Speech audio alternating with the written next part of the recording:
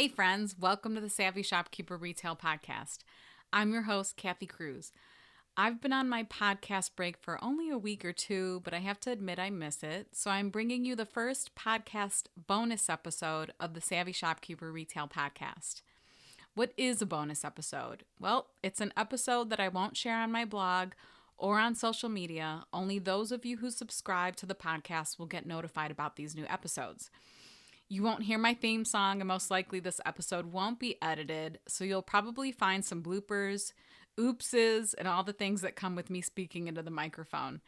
Normally, Katie, a Voiced by Katie, rescues me each week by editing each episode, so a special shout out to Katie for sparing you all of my podcast bloopers normally. We'll see how this goes.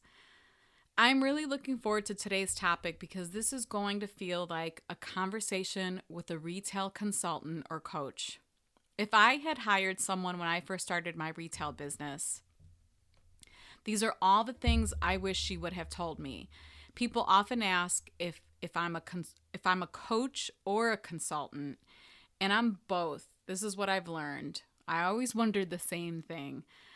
But I like to ask you a lot of questions so that you can find the answers within you, but I also provide specific answers and solutions. So me asking you questions so that you can figure out what direction you should go in or what you should do or what you're feeling about the situation, that's more of a coaching role. And the consultant role is someone who specifically gives you answers, gives you a path, gives you a framework, and gives you, homework and work to do, something to take action on. And I'm definitely that. So let's get started on today's episode because these are the tips and pieces of advice that I want to give you as a coach and a consultant going into 2020. The first one is don't avoid your financial numbers. Start to educate yourself or hire someone who can help you. I talk a lot about this in episodes 1 and 2, so if you haven't listened to them, I really recommend one, but listen to both. I continue to see women avoiding their numbers because their bookkeeping might be a mess, or they don't know the right questions to ask, or they don't know who to turn to. Please fix this in 2020. Get a referral, get caught up, do what you need to do to resolve this issue in the new year. Finances and overbuying tend to be the biggest mistakes shopkeepers make, and the number one reason why retail businesses fail is overbuying, generally, at least from the research and everything that I've read. Number 2 is be the CEO. Yep, you're the owner of your business, and I want you to treat it that way. And I want you to own that title. There's some mixed feelings. Actually, I shouldn't say mixed feelings. The majority of the women in Savvy Shopkeepers felt strongly about having a CEO title. And I'm not saying it has to be official. It's just a title that you give yourself, I guess, so that you are constantly working on the business, not just in the business. And what that means is if, let's say, you're a maker with an online shop, I could see a lot of makers spending most of their time or the majority of their time actually making products and designing products. And some of you might avoid the other business parts because you're afraid of it or you've never been educated about it. No one's ever taught you how to do it. So it's easier just to make the products and sell the products and put them in your Etsy shop and come up with new products. But what I really want you to do is to focus on being the CEO of your business. How are you going to grow it? How are you going to be profitable or more profitable? How are you going to scale the business? Can you scale the business? Does it have potential to sell the business down the road? These are all of the things that a CEO would work on, and that's what I want you to work on in 2020. If you're too busy working in the business, you're not doing all of those things to grow your business. And most likely, some of you are avoiding this, and I want you to stop avoiding it. And if you're not avoiding it, but you know you want or need to do more, that's what I want you to focus on in 2020, or at least one of the things I want you to focus on in 2020. Okay, on to number 3. You can't do it all, nor should you. If you want to see continued growth and profit, you need to start delegating, hiring subcontractors, or hiring employees. It could be one of any of those. It could even be bringing in, a family member. If you have a teenage daughter who can come into your studio in the home and help you. If it's, let's say it's another teenage daughter who can come into the store to help you. If it's a cousin. And of course, we could all argue about not hiring family, but it's a good place to start. And of course, you want to set boundaries around that. But I just want you to start getting help. That's essentially what I'm saying. You can't do it all. And if you want your business to grow, you're going to need help. That's the point of number 3. This also means setting boundaries. If you listen to episode number 10, you know what I'm talking about. And if you haven't listened to episode 10, I'm going to highly recommend it, especially if you're feeling overwhelmed. I really want you to listen to that episode. It will lessen the overwhelm. I had a Master Shopkeeper member contact me, and of course I won't mention any names, but I love that she sent me a message via Facebook Messenger. And she said that she listened to that episode and she cried. She cried because she knew it's what she needed. She knows it's what she needs to work on in 2020, and she knows it's going to help her business. Those weren't her exact words, but that was the gist of it, is that it just really resonated with her, and I'm really, really hopeful that it's going to help her. Okay, number 4 is invest in education. You can either attend a retreat or a conference. You can attend educational workshops. You can sign up for an online course or membership. You don't have to attend an event that will cost you $2,000. I am by no means saying that you have to fly across the U.S. to attend an expensive conference. But what I am saying is find some local workshops, find some local events in your area that might even be free. This past year, I attended a search engine optimization workshop, and I think the ticket price was $10. It was held by a local organization.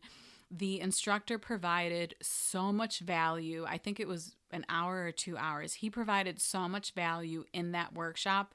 It was well worth more than the $10 ticket price. So again, I'm not saying that you have to spend hundreds or thousands of dollars. Work within your budget, but get out and start learning, or invest in a membership group, invest in a mastermind, invest in a coach, invest in something. Just find some type of event that will help you grow as a business owner. There hasn't been one conference, workshop, or business-related event where I felt like I didn't learn something. In fact, I always find myself taking a ton of notes. Plus, not only am I learning, but I'm connecting and meeting new friends. And most importantly, I tend to get really, really inspired and motivated when I attend events like this. So if you're in a slump, find an educational event. Number 5 is network and market your business. I want you to get out of your store and from behind that laptop and go meet people. I want you to establish connections, collaborate, market yourself and your business outside of social media. I want you to stop thinking that you built it and now they'll come. I know that sounds so harsh, but I often find that people feel like, oh, I opened my store, or, oh, I launched my website. Now I'm just going to get a bunch of sales. Now I'm going to get people in my door. But really, the work is just beginning. And what do I mean by this? Again, this is a little bit of tough love, but many shopkeepers find that they spend countless hours on their brick and mortar build out and grand opening, or once a maker spends countless hours or a couple grand on getting a website built or opening their Etsy shop or Shopify store, they think the traffic will just flow in. And I don't want you to fool yourself. If you're just starting now and haven't launched or opened anything, I want you to understand that the work will just begin once you open. And I know that may sound harsh, but it's the truth. I mean, we opened and I remember we were exhausted. And then I realized if we're going to maintain and sustain a good, profitable business, we need to get people into the store. We need to get people into, going to our website and buying online and registering for workshops. So I want you to realize that now is the time that you need to network and market. Yes, it's a ton of work. So just listen to this tip if you don't listen to anything else. Marketing is extremely important, and social media isn't the only place to do that. You have to get out in front of people. If you want to listen to other episodes that are about marketing, episodes 7, 9, and 11 are all marketing related.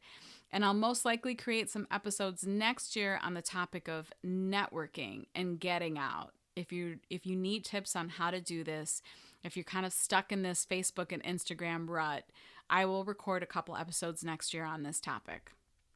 Number 6 is start that email list or grow it. Don't put all your eggs in the social media basket. I want you to stop overthinking this email list thing. It's a simple piece of paper and pen at your countertop. It does not have to be fancy. Yes, if you can do a pop-up on your website, if you can provide value to your customer or tell them if they sign up for your email list, they'll get $10 off their next purchase or free shipping or whatever it is, by all means do that, but don't overcomplicate it. Print out a sheet, put it on your countertop, put it on a clipboard, have it at your market event, and build that email list. Those names and those email addresses, no one can ever take away from you. So I really want you to focus on that. And then once you start to build your list, or immediately, really, I want you to start sending emails and I want you to be consistent about them. I'm not saying it has to be every week. That can feel overwhelming. But let's say once a month. Let's say every Monday you're going to commit to sending an email out to your group. And in that email, if possible, provide some value, promote your events, promote any promotions, talk about what it is that you're doing in the store, but be consistent. I want your customers to realize and understand that every Monday or every Wednesday morning, they're going to get an email from you, or, every first of the month, they'll get that email from you. It's exactly what I do with Savvy Shopkeepers. And I remember someone that follows or receives the email, she sent me a message and she said, I am grateful that you're consistent. I'm grateful and I appreciate that I know every Monday morning your email is going to be in my inbox. She actually gave me credit for it and said, I understand that takes a lot of discipline and work, and I appreciate the work you put into it. And I think your customers will too. So make sure that you're doing that. I also want to mention that the most downloaded episode so far from season 1 was episode number 3. So because I'm talking about social media, and by no means am I saying that you shouldn't focus on social media, but because I'm mentioning social media so much, I thought I'd mention that episode 3, the Instagram Blueprint for Shopkeepers, that's the most downloaded episode so far. So I feel like people are really interested in that topic. If you're interested in learning more about social media, you should listen to that episode, but do not neglect your email list. Okay, so number 7 is invest in yourself. This is an extension of number 4, which was invest in education. And yes, education is important, but investing in yourself as a person and a business owner is a deeper investment. We all know mindset as a retail business owner can be a struggle. I completely get it. Retail is a roller coaster ride, right? It's up and you're feeling great and you feel like all your customers love you, and then you come crashing down and no one comes into your store, or you haven't had an online sale in a week. That can really affect your mindset. That's just one of the mindset issues we deal with as being retail business owners. But having someone to speak to, bounce ideas off of, get some guidance from, get some support when you're feeling that way, get some inspiration, some motivation, get ideas from, that is priceless. So whether that's a biz bestie that you find and you meet with once a week or once a month, or whether you hire a coach, or whether you become part of a membership group, do something that means you are investing in yourself as a business owner too. We need guidance often, and I get that. We need accountability, and I get that too. And I want you to find harmony in business and life. It will make you a better shopkeeper. Number 8, which is last but not least, is pay yourself. And if you listen to episode number 1, you know I feel strongly about this. If you're not paying yourself, then this is a hobby, and an exhausting one at that, because running a shop takes so much time and effort, and we're so passionate about it that it can be draining. And if you're working that hard at something, you should be paying yourself. So again, listen to episode number 1 if you want to hear more about this. And I'm not saying that you have to pay yourself $50,000 a year, or that you need to replace the income from the career that you left in order to pursue this passion. That's not what I'm saying at all. If you listen to episode 1, I say just start small. Pay yourself 3% of your sales that month. Grow from there. It's actually really, I guess, motivational when you see that you've consistently for like 3 months paid yourself 3 to 5%. And then you start to think, well, how can I pay myself 7%? How can I pay myself 10%? There is motivation in the numbers. Which was number 1, don't avoid your numbers. So make sure you're doing that. Make sure you pay yourself. Make sure you're compensating yourself. You all work way too hard not to. Okay, I'm going to stop that. So to summarize, number 1 is don't avoid your financial numbers. Number 2, be the CEO of your business. Number 3, delegate, hire, and or set boundaries. Definitely set boundaries, but then choose whether you're going to delegate or hire. Number 4, invest in education. Number 5, network and market your business outside of social media. Number 6, start that email list and or grow it. If you haven't started it, get on that. And if you have it and haven't done anything with it, don't be afraid. Start to send emails. Number 7, invest in yourself. Number 8, pay yourself. So if this resonates with you, I really want you to consider up-leveling in 2020. If you're feeling lonely on this retail business journey, if you need more guidance, you want more help, you know you need more support, if you want to learn more, if you're tired of Googling, which was my biggest pet peeve when I started, if you want to lessen the overwhelm, I have some options for you through the Shopkeepers Academy. If you visit shopkeepersacademy.com, you'll see everything that Savvy Shopkeeper offers, that I offer. You'll find these opportunities, and I thought I'd mention 3 of them today. So number 1, join Blooming Shopkeepers. Blooming Shopkeepers is a new group that I created. I plan on spending a lot more time in there in 2020. And this is like the DIY version. Like, you want to join a more involved group. You want a little more connection. You want to be around like-minded shopkeepers with women who really want to invest and grow and become better business owners. This is what Blooming Shopkeepers is, and it's for any kind of shopkeeper. I want to add and stress that. So it doesn't matter whether you're a brick and mortar business owner, whether you're an online shop owner, whether you're a maker, whether you're a booth owner. It's for anyone. And the reason I mention this is it's a 1-year subscription. You get access to the group and you get access to a learning lab. I have lessons in it. I have video lessons. And in 2020, I'll be adding much more. And you get this for essentially $15 a month. Again, it's a 1-year subscription, but if you break it down, it's $15 a month. I bet some of you pay that just to Starbucks or your local coffee shop in a week, or you spend $15 on one single lunch. So I highly recommend it. It's well worth $15 a month. And if you can join today. The next group is Master Shopkeepers. Now this one, it is another group. It's quite different. It's way more involved. It's not so DIY. This is me in the group constantly. I'm either hosting a group chat, I'm hosting a group call that's about a specific topic, I'm bringing one expert in per month to teach a class, or I'm teaching a class every month.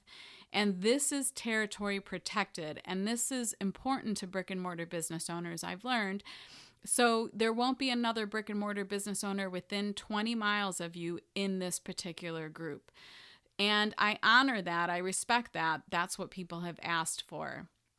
So again, Blooming Shopkeepers is for any kind of shopkeeper. It's a 1-year subscription. Master Shopkeepers is just for brick and mortar store owners. It's way more involved. We are way more active in terms of video calls. We do at least 3 per month. And I probably plan on doing some type of coaching group calls in there too in 2020. I only open up Master Shopkeepers 3 times a year, and I'll be opening it up at the end of January. So I thought I'd mention that. So if you go to shopkeepersacademy.com, you'll see that it's closed, but you can sign up for the wait list there. And then the last one is one-on-one coaching and consulting. I've personally learned that I really, really enjoy doing this type of work. I don't talk about it often. I appreciate everyone that's hired me in 2020. I love helping you and I love helping your businesses. But this is where we really dive in and get super specific with your business. I answer questions, I give you an action plan, I give you guidance. We talk about all of the things that might be bothering you in your business or that you need help with. So that's also an option too. I also want to add that all of the pricing in the Shopkeepers Academy and all of the products will be going up in 2020.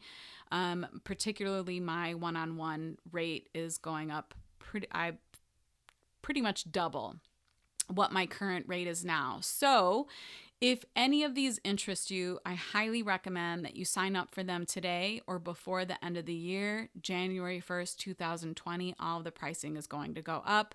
So I wanted to make sure that I offered this to the people that get the bonus episode. I appreciate you subscribing. If you have any questions at all, I really want you to reach out to me. I'm happy to hop on a call with you to talk about it, to figure out which one might be best for you. You can DM me on Instagram at Savvy Shopkeeper. You can contact me using the contact form on my website. If you know my email address, you can send me an email. There's so many ways to reach out to me. A lot of people message me directly on Facebook, and I'm fine with that too. I will answer any question that you have. The value and information provided in all of the Savvy Shopkeeper offerings are designed for you, and I want you to know that. They're for women running retail businesses. There are 3 compliments I hear often about the work I do in Savvy Shopkeeper: that I provide value, which I'm totally flattered about. I don't do fluff. I hear that a lot, and I love that. It makes me chuckle, but I hear like those exact words. I don't do fluff, and I'm genuine. I want each and every one of you to be successful and find harmony while you're doing it. That's extremely important. If you have something to say about this episode or feedback, DM me on Instagram, like I said, at Savvy Shopkeeper. If you want to check out the offerings in the Academy, it's shopkeepersacademy.com. Shopkeepers with an S at the end, academy.com. And I feel like I didn't flub too much. I am shocked. I went through this whole episode and I don't feel like panic that I have to go back and erase anything. It's not perfect, but I'm not perfect. I never say I'm perfect. And if you hear any flubs or you hear me say the wrong word, which my sister says I do often in the store, you'll know why. I wasn't trying to rush through this, but I know your time is valuable, and I try to keep these at 20 minutes. I don't even know if I've gone over, but I appreciate you being here. Thank you for listening. Thank you for subscribing, because if you're listening to this, most likely you subscribe.